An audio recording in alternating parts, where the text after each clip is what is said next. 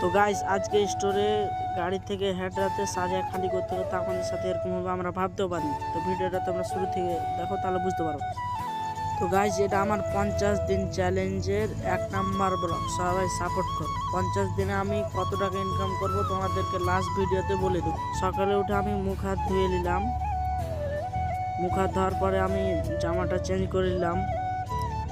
জামাটা চেঞ্জ করার পরে ভান্ডারি আমাদেরকে ভাত রেঁধে দিল, প্যাক করে দিল ডোলে। তারপরে আমরা গাড়িতে চড়ে যাচ্ছি এখন কাজের সাইডে।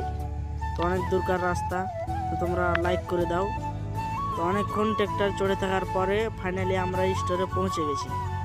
স্টোরে পৌঁছার পরে আমরা সকালকার খাবারটা আমরা খেতে লাগলাম। খাওয়ার পরে আমরা কাজে লেগে পড়লাম।